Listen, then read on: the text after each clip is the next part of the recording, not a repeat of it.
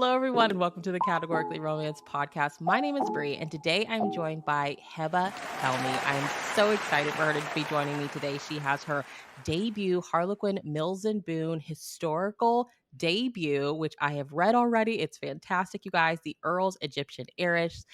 Heba, thank you so much for joining me today. How are you doing? I'm good, Brie. How are you? I'm good. So we're recording this. It's the 5th of July. I kind of have an idea of how your 2023 has went so far because you have this fantastic debut. But in your own words, tell us how 2023 has been for you thus far. Oh my God, it's been such a whirlwind, I guess. Like everything happened. I was just talking to a friend of mine. She's like, "Did you celebrate? Did you get excited?" I'm like, "No, not really." It's like, "What's next?" Right? It's just been so busy. I haven't really had time to kind of let it all sink in. And I don't know, maybe it's who I am and how I've always been, but it's exciting to have people finally reading this story that's lived in my head for a while and these characters. So, yeah, I'm excited. I'm glad. I'm happy. And yeah, I hope everybody will enjoy it. And that's going to make me even more excited for the rest of 2023. I think you should definitely let it sink in and enjoy because this book is amazing. So, before we get into the book, tell us a little bit about you. Like, I read some really cool stuff about you online that I want to get into, but tell us about you. I so I have this academic personality, I guess. I don't know if that's the cool stuff you're reading, but I'm a big nerd. So, yes, that yeah. was really cool to me. So yeah, I have this academic background. I have a master's in English Lit from the University of Toronto, and I have a PhD um, in, I guess it's education, but critical literacy education. The work has always been really interdisciplinary, and I've had this creative writing side, and I think for a long time that I was like trying to combine the two and find ways that I could, make a difference in this space and that space and put it all together. And I hope that this novel does that a little bit. And yeah, that's me. So right now I work part time as a professor, moonlight as a romance writer, and yeah, that's who I am. So, where did I always want to know, like, academic wise, what inspired the path that you took. So, English Lit, start there. Like, what inspired that? And then I have a secret dream of one day doing a PhD, but I have no Yeah, idea. Like, I did my bachelor's in history and my master's in teaching, and I'm like, I don't know what in history hasn't been studied already. yeah. So I would love to hear about the PhD in language and literacies and what that entails because you focus on like culturally sustaining narratives. And I'm like, oh, Hiba, you have to tell me all about that. So, just for the nerd me, please tell Okay. me what inspired these paths and then specifically your PhD. Like, what does that look like? Explain that to us. Okay, so I was actually teaching, right? And I had like this whole other life, and I was teaching high school English, and and it was an urban Toronto school, mostly marginalized students. And I had married, I had had my kids, and I had this dream since I was a little girl, kind of thing. Oh, one day I want to do a master's in English literature. So by the time like my youngest was in kindergarten, I'm like, okay, now is the time. So I applied for a master's in English literature, and I got in, and because I had come to it from teaching, it was really fun, right? It was fun, but at the same time, it felt very much navel gazing, right? So it's like, okay, Act Two, Scene Two, King Lear, we're going to study this and it's going to be fun and all these different ways of reading this. But it's so ivory tower. How does it help the students that I had been teaching in this marginalized school. So I knew that I didn't necessarily want to keep with the whole literature PhD, but at the same time, I don't think I was ready to go back to the workforce. So I kind of threw out a PhD application and I said, look, I have this background as a, high school teacher of English to marginalized students. And I have this background now as having a master's in English literature. And I had actually focused on Victorian literature and Victorian literature of empire. So it was the age of empire where the world, was starting to understand the things that had happened. And as England spread its wings across, the Yeah. empire that the sun never set upon. And so this kind of idea of the empire writes back, right? Where you get this post-colonial literature that was coming. So I was kind of like, I was enmeshed in that, but I didn't want to go too deep where it felt like navel gazing. I wanted to kind of like understand how it is that this impacts, these marginalized students that I had, right? Like, what is it about this literature that does that? And how has it affected us? And, I tell a couple of like really key stories where, when I went back to work, I would be talking to my students and I'm like, okay, we're studying Shakespeare, but Shakespeare, this, and this. And then they're like, why are we studying it? Yeah. I'm like, right? Why are we studying it? I'm like, I don't know. And so kind of like, honestly, like the students led me. And I tell the story often of, and I wrote it actually in my PhD application of a student of mine who, was this diasporic Muslim girl. And there's this character in Frankenstein. So Mary Shelley's Frankenstein, actually, where it's like a Muslim character, but it's really kind of badly written. All the stereotypes that where this girl kind of like moves from she's a minor character in Frankenstein.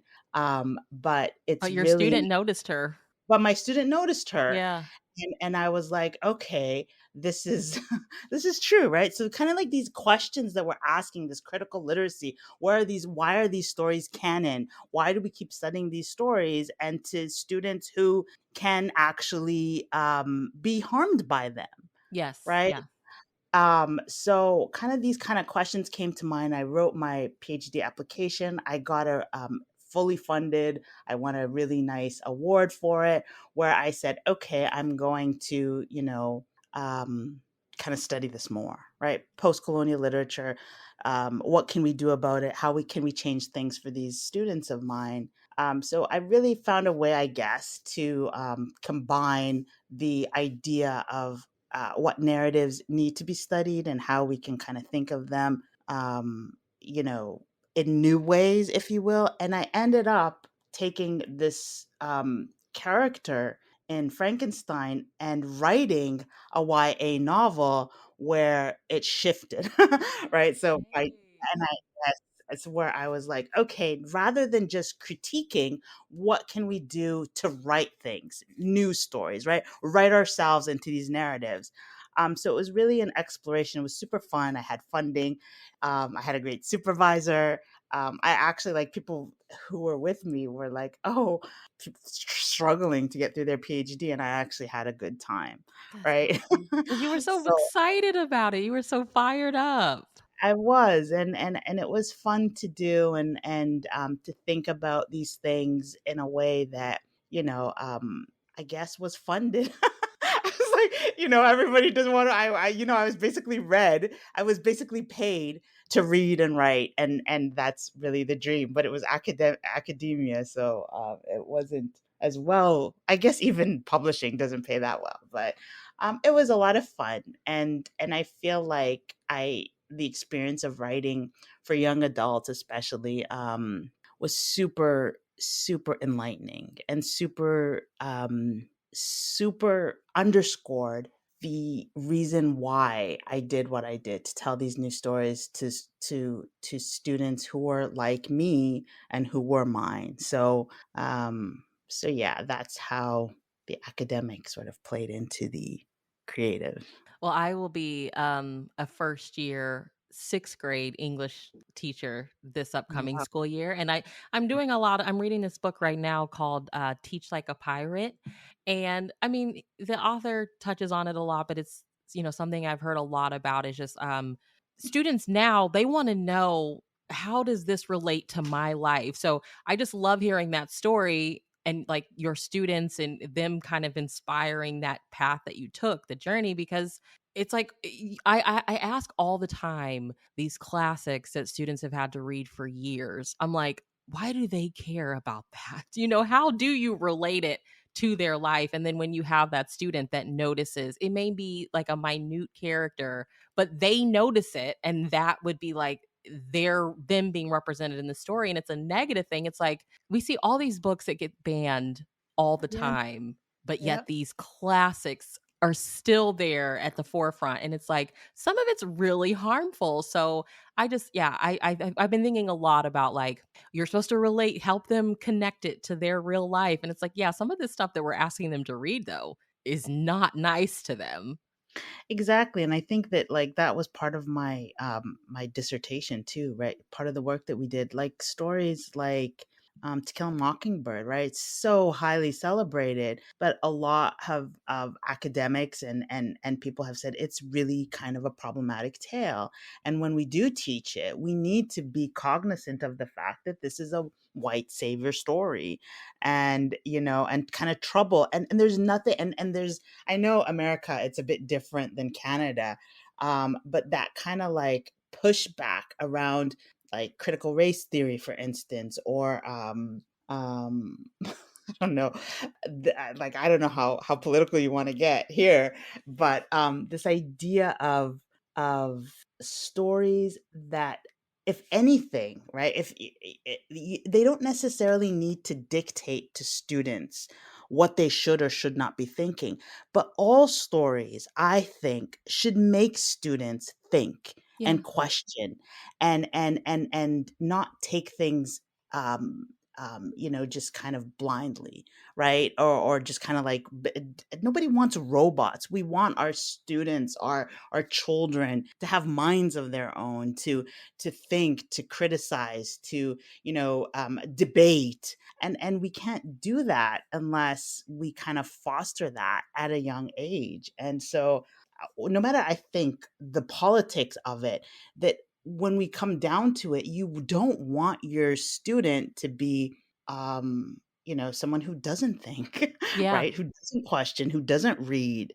You want them to read, to question, to read again, to question again, and to see themselves. Yes, there's a lot of the whole metaphor of mirrors, windows, sliding glass doors. These are the stories that build a better world, and it starts in kindergarten, it starts at grade 6, it starts in high school, right? And it continues, and there's nothing fundamentally backward or wrong about allowing students to read Yeah. everything and anything, and to keep letting them read. So I don't think that was very eloquent, but I think it was um, great. thank You you. are just so cool. See? I told you. You felt it. I did see, and you touched on YA. I was reading your I Got the Call article, Yeah. which I love those. Um, you you were writing some YA, and Yes. then it sounds like a really crazy journey. Like you were writing some YA, and then you said that is it? I was calling her Ranya. Is it Ranya and Owen, or is it Yes. Ranya and Owen? Ranya. Ranya and Owen, their Yeah. romance just, like, came to you. So, take me through this journey of, like, writing YA and then, like, what happened? Like, what were you doing where one day this story just popped into your head? So I was writing YA, and because of my dissertation, I was in this YA game for a while, and the querying journey. Such a high Um, school teacher, such a high such school a English teacher. Yeah, absolutely. And I got into Pitch Wars. I don't know if you know Pitch Wars, but I got into Pitch Wars, which Mhm. was this really big contest for writers, and I applied for like 3 years in a row with different manuscripts, and then the fourth year I got in. or something like that. I can't even remember. It was like I was trying for a long time to break into YA. And I had, Amanda Panich, who is fantastic. She writes romance novels. Her books are out. Buy her books. Not historical necessarily, but she took a chance and she mentored me for Pitch Wars. So I had her as a mentor, and I got into like the Muslim Storytelling Fellowship, which is the Highlights Foundation, which does, a lot of great work with, the push for diverse books and in children's publishing. And so I had a bunch of really great mentors. Sabah Taher was a mentor through that. Intisar Kahani was a mentor, right, for that. So a bunch of great mentors. And my work, I think, what I got out of all of these relationships and kind of thinking about, what happened, what's been happening in my writing, even some agents were kind and, giving feedback on my work. And I think that my work in the YA space, especially, was, I guess, too, I want to say too much, right? Like so much was going on, and and people were like, "Oh, you do romance really well." Like, 'cause Okay. there's always, like, the romance subplot, but then maybe the other stuff was muddled with it, and so I said at the beginning of that year when I started writing, the Earl's Egyptian Heiress, where I started writing it, all that feedback came to me, and it was like, "Okay, let me just try something really specific," right? Like, let me not do YA, maybe let me change course a little bit, and let me focus on something really genre specific, test myself. And so I had read all my life, Harlequin historical especially, and I knew the website, like you mentioned, that I got a call, like I lived on that website, right? And I saw that, okay, I don't need an agent for to submit to Harlequin. And I had noticed Carly, who's my editor at Harlequin, like, and the other editors who do historical, and I kind of read their kind of requirements. I joined the Facebook groups, and then I said, okay, I'm going to test myself and write a historical. And I had done research. Obviously, I already mentioned that, I had this background in Victorian lit. So I was familiar with the era from this post colonial standpoint. And, Egypt is where, like, the places in the story, Alexandria. I was born in Alexandria. My mother's family is from the Nile Delta. My parents' family, and so I knew these areas. I had done research around the cotton industry before for another project. I had this character in mind that was kind of a prototype of other characters that I'd already done. Ranya obviously has a mind of her own, She very but I had, does. She does. yeah, and she kinda came to be really quickly, and she was very much, but she was also kinda like a daughter of, the women that I knew, and also the characters that I've kind of written, before, right? So, Rania came to me as kind of their daughter, right? The daughter of all of my characters from before and some women that I have known. So she came to me like this gift. Owen was new, I think. Okay. Owen was just like, okay, who's Owen? And maybe Owen was the hardest part to write. But Rania totally was like, yeah, I knew Rania. We were besties kind of thing. Um, and then, so I had this story, and I had been going through some things in my life, and it just like absolutely came together as a culmination of a lot of work. So that first draft, I went through pretty quickly actually, and then I saw that, and I had no deadline, remember.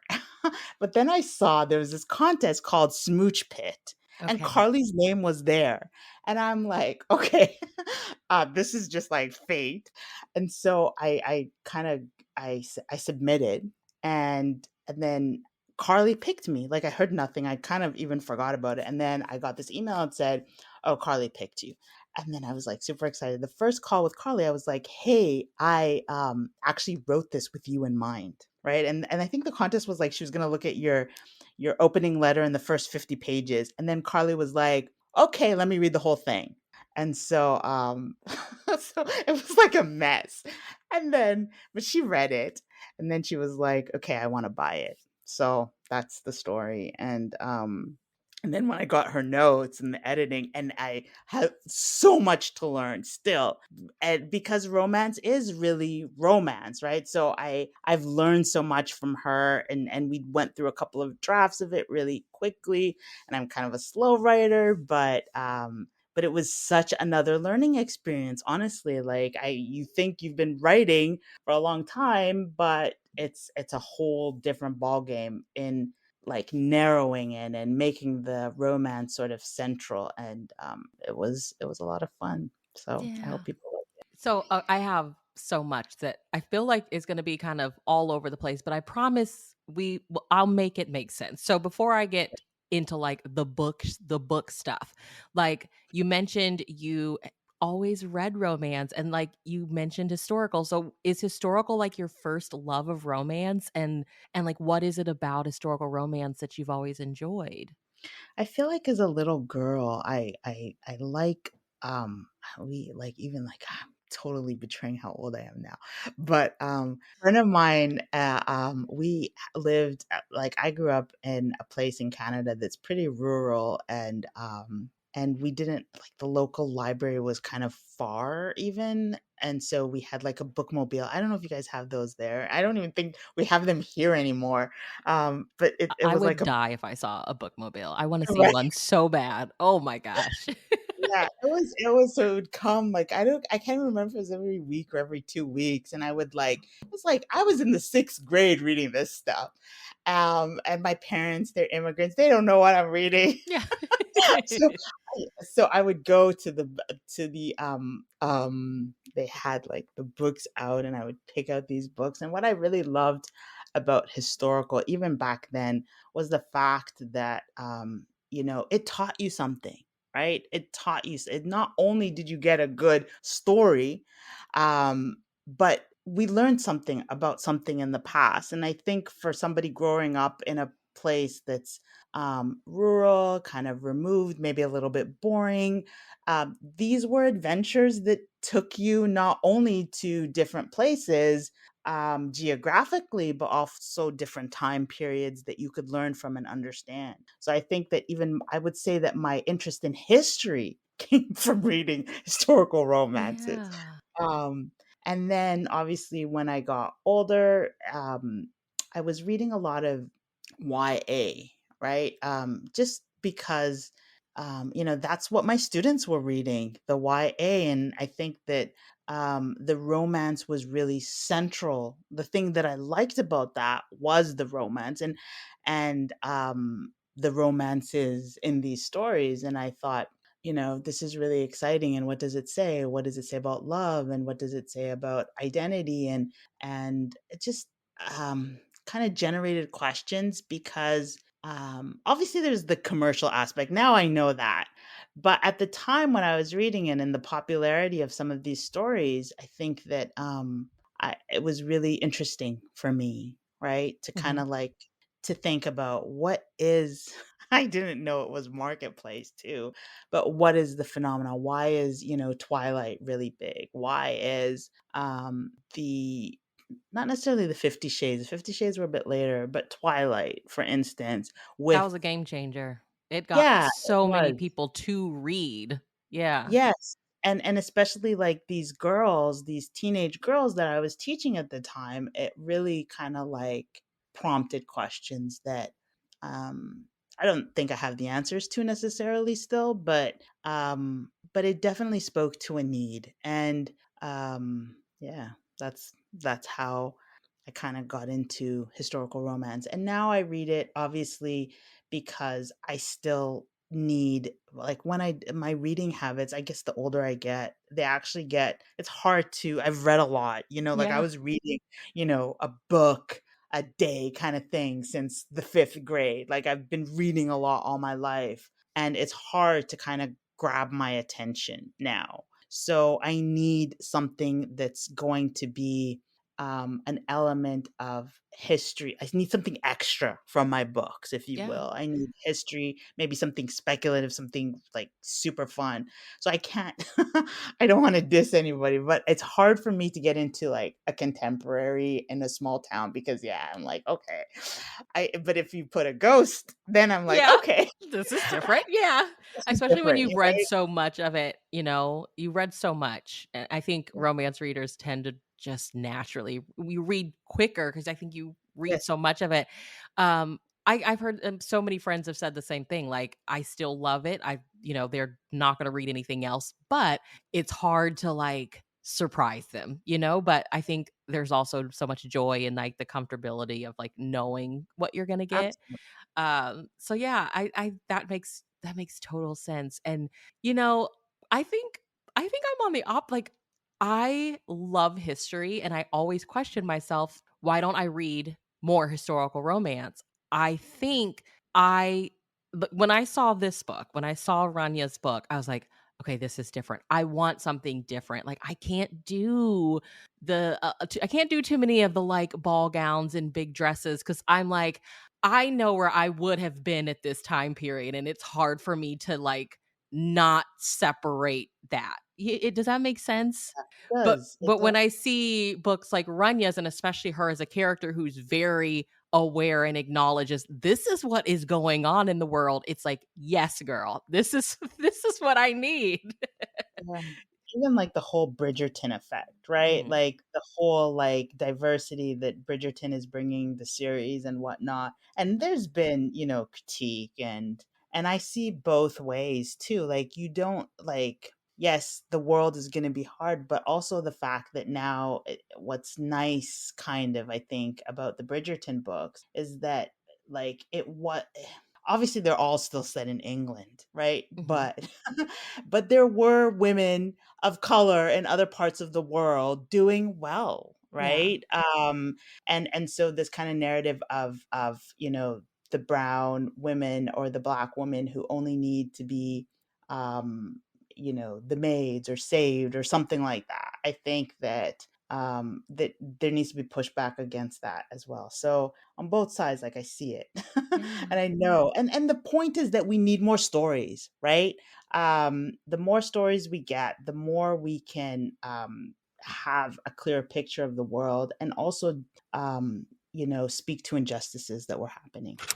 Well, I have to start with your author's note, which I mean, you already know I loved this. I put it on Twitter. I put it on Tumblr. Guys, if you're not, keeping up with us online, it's there. Yes. But I have to read it. So you said researching the time period and reflecting on my own family stories of Alexandria and the Nile Delta helped me find evidence of people who had lived their lives unapologetically. Whew, I'm tearing up, despite their circumstances, and often in defiance of the commodification that prioritized industry over humanity. And I, as a woman living in the United States, needed that so much. I was just like, it's hard, and when I read that, it was just that reminder that, like, things are always gonna be hard. It's hard for me. I'm sure it was harder for my grandmothers and their grandmothers, but everybody that, like I think you just as you said, like, people have always found ways to just live their lives unapologetically despite fill in the blank. So can you talk about writing the author note? Like, did you know you wanted to write that and go there? Like, how did that happen? Yeah, so I think that for the author's note, I remember being quite emotional writing it. It's been a while, and I'm deep in book 2 now, but, writing that one and really thinking about, like my grandmother and my grandparents and how they did defy, like, people think, for instance, and my students, right? Like, people and this kind of idea of, the diaspora, right? And I was where we have the diaspora, meaning in the sense that, we come here as immigrants. I like my students, the ones I was dealing with, and my own experience, and other people will have different experiences. But a lot of my students were like, refugees. Sometimes they come from war. Sometimes they're second, third generation refugees. Um, and one of the things that kept coming up was that, like, yeah, now I'm getting emotional, but I remember one girl saying to me at one point that, she was in I think it was like grade 8, one of the interviews I'd done early in my PhD. And she was like, you read a book around, women in Afghanistan or something like this. And it's like, you like it, it's written well, but at the same time that it is absolutely, like an ember fire for the like it just enlightens the stereotypes against, Muslim women being these oppressed women, who never had a life, right? Who Mhm. never had their own opinions. And so, this kind of duality of, okay, I know this is where I'm from, but at the same time, these women are troubled, and these women, were persecuted, and all of this. So trying to be a feminist and trying to have this kind of woke existence where I am thriving, despite my past, is kind of wrong and sad. It's not. It's like, you have to kind of understand that there was strength and there was good stories. And I remembered, my grandmother, who was divorced really early on, and my great grandmother, who started her own Oh, business. wow. And so all of these stories, they exist, and Mhm. they counter the stereotypes. And so, drawing on those, I think, when I kind of like sat with it, it was almost easy.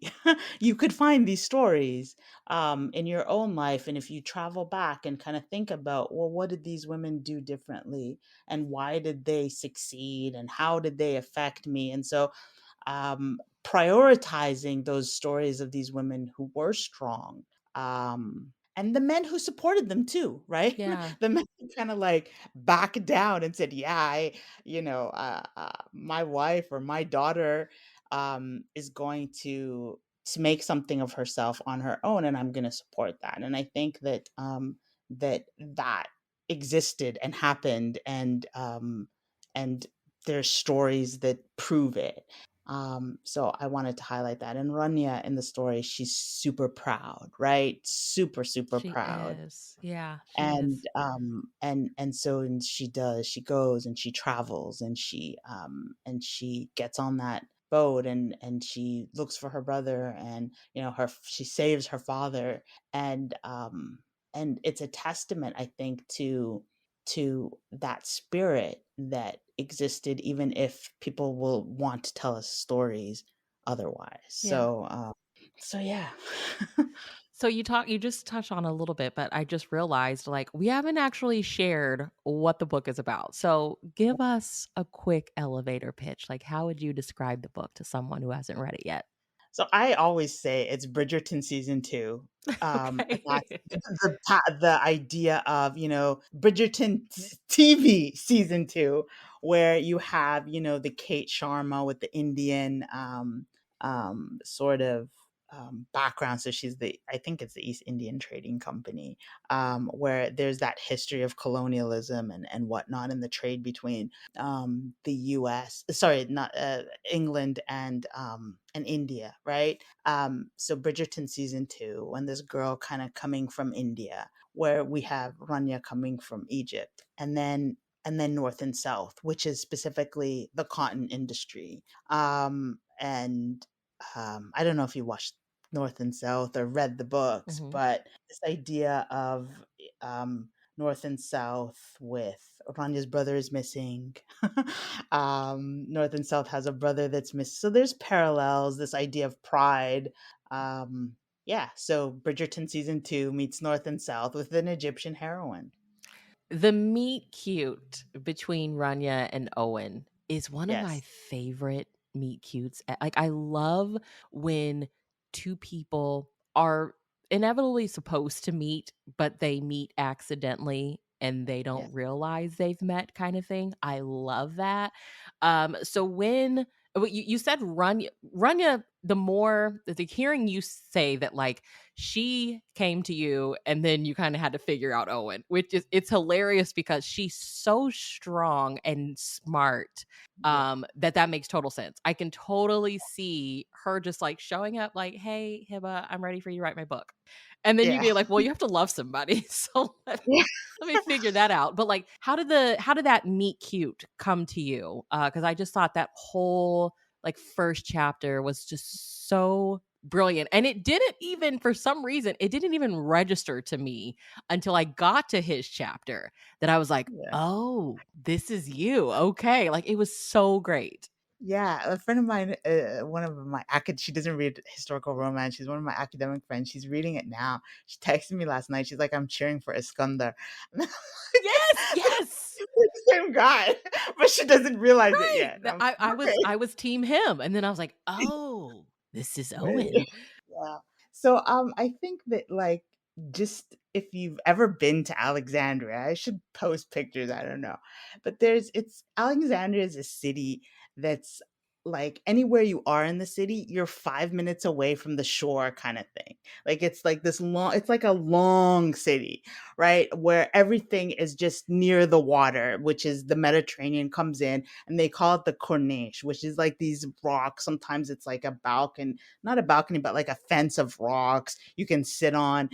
People in Egypt and Alexandria, at least when I used to go when I was a child, would just absolutely go and, have supper at their house. And then everybody would be like, when it gets too hot, because the sea breeze comes in, and they would just go and walk along the shore, I love right? that. Yeah.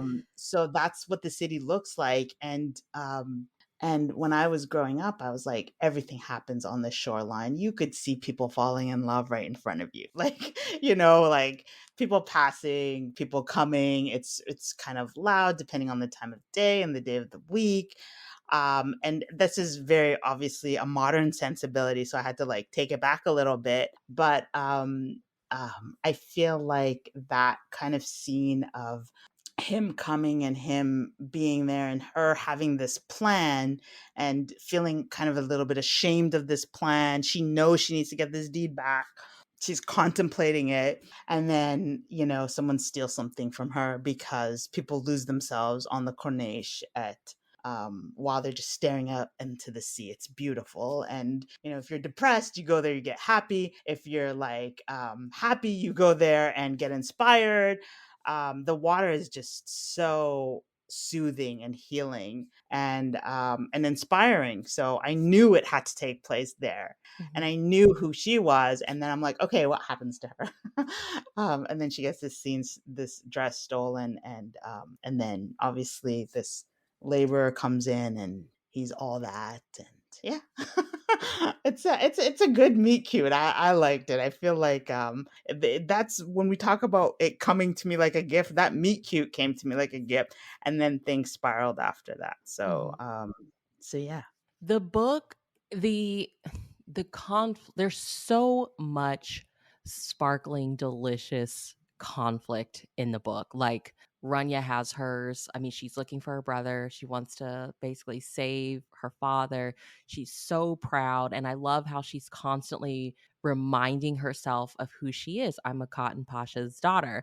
I loved that. I loved the book. I think now that I finished it, I'm always like, okay, what did this what was the big theme for me or the big idea? And I thought what the thing that I think I took away from this book is she's so proud of who she is and where she comes from. And you take her out of her comfort zone and you put her in England and Yeah.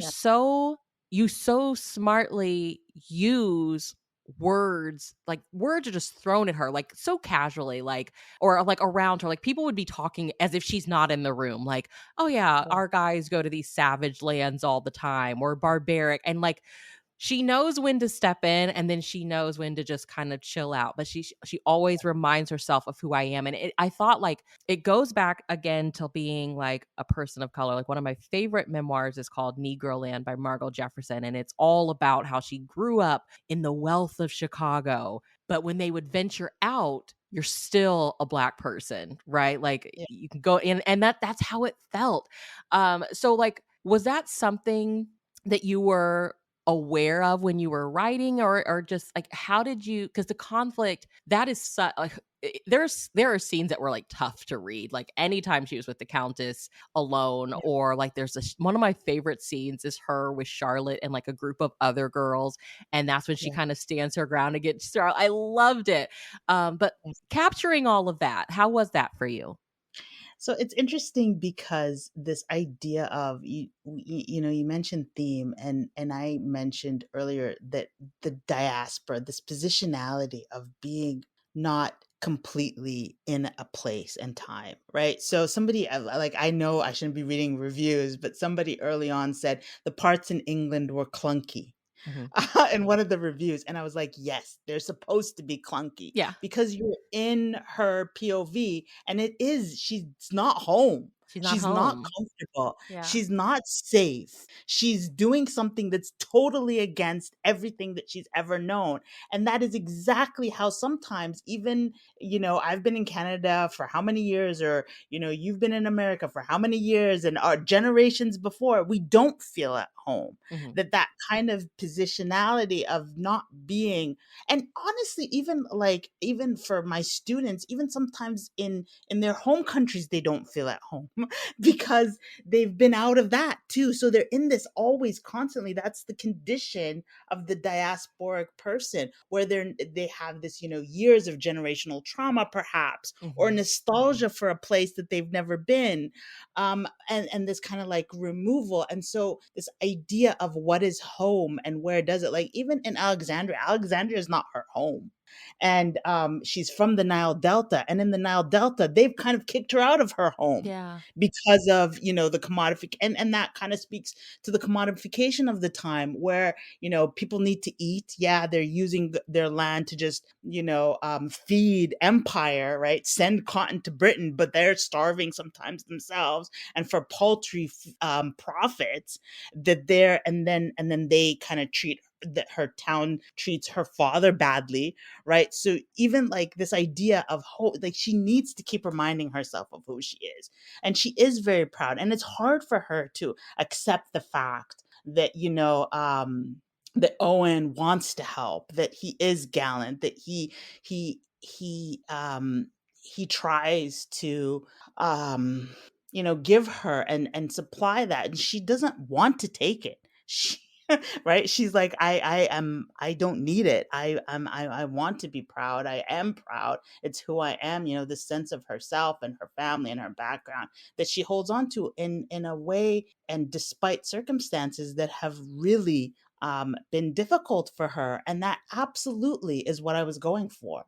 This sense that nowhere is home. And so sometimes within ourselves, we have to find home. Yeah. Right? Within ourselves, we have to, she holds on to her father. He's a good man. He's a good presence. And at the end, you know, I don't want to ruin for people, but, you know, them being together is really important to her. And this connection to her brother, and yeah, and it's just this idea of, yeah, it's clunky, it's hard, it's she's violated by Egyptians in the beginning, basically, right? Like, this thief comes to her and steals this thing from her. Mhm. um, and so this sense of her needing to find a home in herself, and kind of at least realizing that it exists within her, if you will. And then Owen, on the other hand, you know, he's half Egyptian too, and he's dealt with it in a way that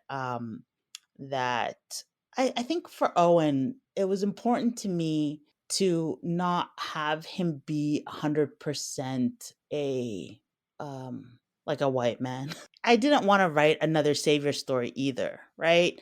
Cuz she saves him because he is the, like, he draws on her strength, right? He She does, understands yeah. right? And he feels like, because he's put on masks all his life, right? And he has no sense of who he is. Really, he's not sure who he is. He's not sure if he's like Owen, the Earl, or if he's like Iskandar, the half Egyptian boy who was abandoned by his mother, right? So that kind of sense of him being the effects, I think, of that in a different way, growing up under the countess and trying to, be a good man despite it. I mean, he just avoids it, kind of thing, right? So he learns from her, and he matures, I think, because of her, of him knowing her, if you will. So yeah. Yeah, this is I finally like the more that I was like, okay, society is very much an antagonist in this book. Like the first scene, she's something's robbed from her, while she's on the shoreline, and that's at her home. And like you totally get it. Like you understand why. This is the rules of like her society. And then with Owen, the more that we learned about his mom and how she was basically like his dad's great love, but like you're learning more about this as Ranya is in England, and you're like, oh, this would not have flown at all. And Yeah. it's just I don't know. I think you just did such a great job of capturing the rules of society, and they sucked. They really sucked at the time. Yeah. But with Exactly. Owen, I was like, "Oh, he's a true category romance hero because he's got some parental issues." And I love when it's a hero and it's their mom. But I Yeah. also loved how his mom wasn't a villain like you didn't make her a villain. I felt like she was a victim of circumstance too. Mhm. We don't really get her story too much. And for this, because I have like another book coming. There's a two-book deal, so there's another book coming. I thought of actually even writing her story. But then I didn't. I wanted to leave it there because I don't think it's a happy one. Mhm. It's not a happy, and we need a happily ever after, right? Yeah. So hers was definitely not a happy one. So and so I couldn't tell it. I needed to write something else. But his mom is not the villain. She's a circumstances have taken their toll on her. And but you get the sense that she too suffered, and that's why she likes Ranya. She sees this kind of spirit in Ranya of being proud, and Ranya at least having her dad to come back to, and her dad to be the thing that brings her back. But his mom at the time, and we don't get her story, like I say, but his mom not being able to survive that kind of removal, Mhm. um, from her home, and having and leaving, and for all intents and purposes, her son behind. And then we get the Countess, who's very much the villain, I guess, and him also, his conflict around reconciling the past and the dictates of the earldom that he has inherited. And it's funny because there's like, I have an editor, and then you have a copy editor, and it was tough Mhm. to get through things. To the copy editor is like, yeah, this one happened, this one happened, this one happened. And then I was like, yeah, okay. So there was a lot of revision on that part, like that things would happen um the way they did. And I think that there, maybe I was allowed a lot of freedom, I guess, to kind of make them happen, if you will. But there was exchanges in Egypt, right? In England at the time. There was,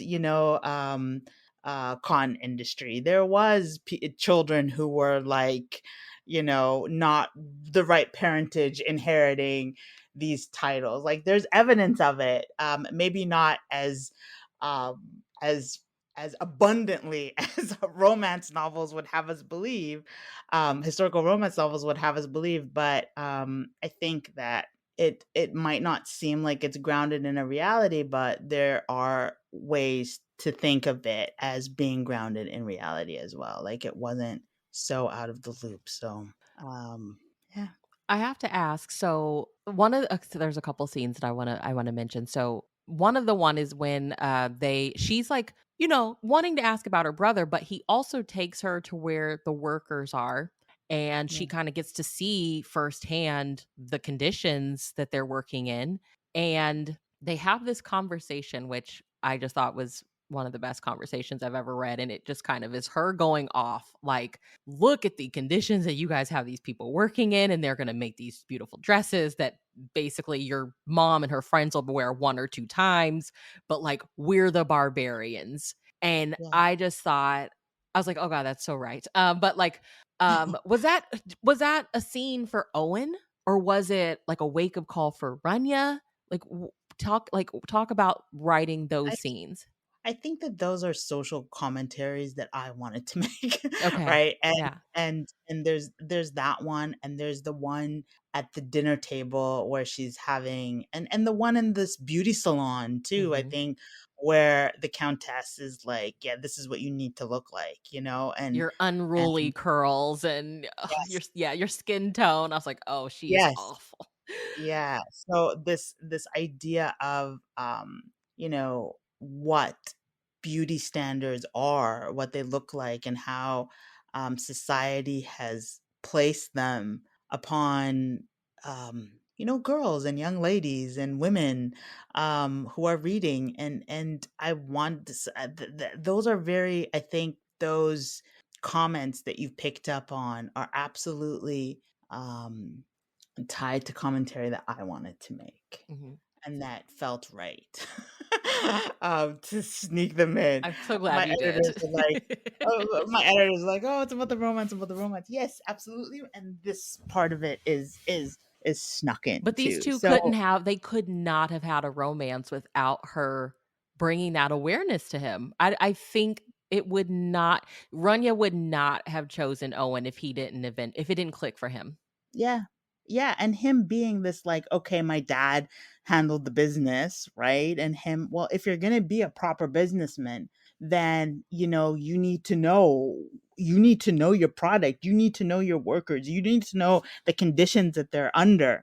And this idea of the unions coming through, absolutely is a 19th century Victorian era thing where the unions, were protesting, and even though people were fighting against it, Rania recognizes that there's value in the unions, and it was the American Civil War. All these things are like in the history books, right? The American Civil War, and they couldn't get their cotton from America, which was built, on slavery as well, right? And so this idea that, okay, if we can't get it from America because they're having their little civil war, then let's just take it from Egypt and India or whatever, Mhm, because it's cheaper. So this idea that, no, there's people that need to speak up and fight back, even if their governments are allowing it. On the ground, there's worker picking the cotton, and there's a worker going through that cotton, and on their labor.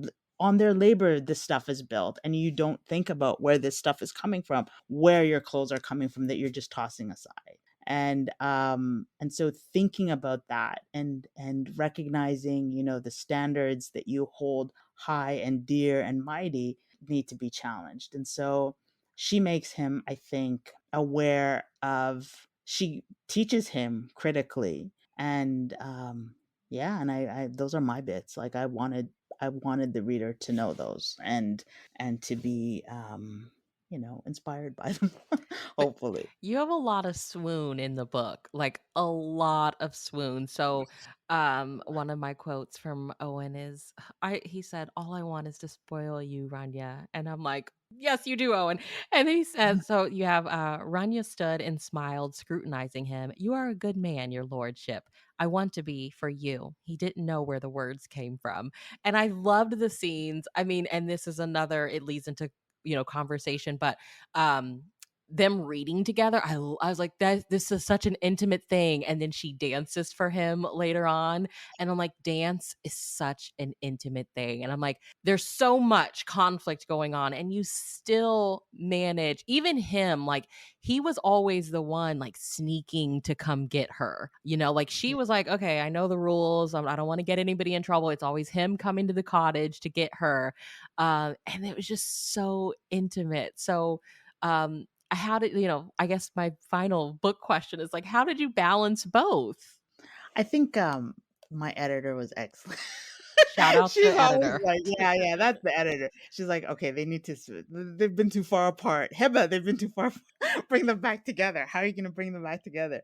So yeah, that like, honestly, Carly, I owe a lot to Carly for that, and, even, like, the scenes, like, the belly dancing scenes, that belly dancing scene, it's one scene in particular, Mhm, I think like, I have a friend who does research on dancing actually, and, I wanted and she talks about how dancing, especially in, like, they call it Raqs Baladi in Egypt and in the Middle East traditions, that it's very much grounded in the earth. So there's like this whole history of it, right?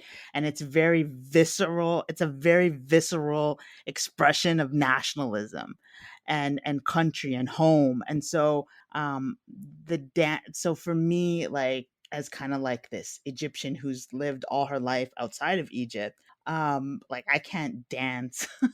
I can't zargat, which is like this like sound they make, and people ask me, how are you Egyptian? And I don't know how. So giving Ranya that gift of being able to dance is making her, is making her in a way something that I was missing, right? mhm, And so these kind of swoon worthy moments, I feel like, it's about loving the other person, but also loving a part of yourself and connection to who you are and where you come from and home and how you can be better. So, yeah, I think that those moments that are romantic and swoony are grounded in that kind of conflict as well, right? mhm. Like, I'm thinking about it in terms of the conflict. And so I don't know. And like I say, my editor was amazing. So Shout yeah, out to Carly. shout out to Carly. So you Mm, said you're working on book 2. What is there yes. any can you tell us about it, or is it too early? Book 2 is I'm so behind. Book 2 is out, supposed to be out next year in April, I think, April or May, and it's called A Viscount for the Egyptian Princess. Okay. So, what's kind of really nice about it is that it's entirely in Egypt. So, but again, we have like a fish out of water in both of these characters. Um, and and it's set a little bit, I think about 10 or 15 years after this one, so still Victorian era, but it is really, opulent and nice, and hopefully I don't know, more ball gowns, but at the same time more social commentary, if that makes sense. Okay. So yeah, we'll see. It's still early, but it's coming. Is there, with your love of history, is there anything that you're like, I wanna try this? I think that like, I have a couple of other things in the work, and you'll see. I'm not gonna spoil it for people, but there is, like, a little thread that you will find in this story and the next one, and then that's part of actually a work that I had worked on before, which I'm trying to one day, hopefully, so that's not a romance completely, it's not a category romance, but it definitely deals with Egypt, and I've really been fascinated with the Rosetta Stone, right? The Oh my find, it's gosh, finding it, yes. yes, the find, I and, love that conversation in the book. yes. So there's a thread of that in there, and there's a little hint of it in the next one, and that actually forms part of a larger idea I've been working on for a couple of years. And so we'll see about that. And then maybe, yeah, I might really hope and am hoping to go back to YA as well. So, We'll see. I hope you do. I really hope you do. Well, last note I have to say is thank you for giving Ranya Molly. Yes. I loved Right? Molly. Right? I remember the coffee editor telling me, "Oh, I don't think, women in England knew how to read." And I was like from Ireland, and I was like I, like, looked it up. They had this education plan, and this is what they did, and this is, so I had to explain it and had to really fight for Molly to exist there, and, I'm so glad Well, thank you her for and fighting for Molly. She's so great and she has a bow. She's yes, so good. yeah. Well, can you tell everyone where we can keep up with you online? So Twitter is, like, about to I don't know if it's about to, like, combust It may be or what, here today, maybe gone tomorrow. maybe. Who knows? Yeah. I am on, so it's Heba Helmy at Twitter. Twitter is actually my favorite in terms of keeping up with things. I'm so bad at social media, but it's the one I guess I'm most used to. So Twitter, Heba Helmy. Um, I'm trying to get better at Instagram. I think it's Heba Helmy Writes at Instagram, and then hebahelmy.com. Yeah.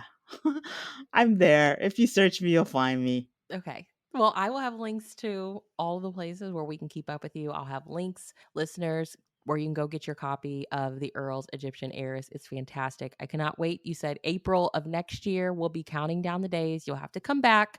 I'll have to read this book. We have to talk about it again. I'm so excited. And thank you for sharing your time with me today. I've been so excited to talk with you. Thank you So thank you. so much, Bree. Thank you for everything, and I'm hoping that everybody likes it. I'm sorry if I rambled on some of the questions. I hope that, You're perfect. That's what we need. they'll We need chatter here on the podcast. So thank you. okay.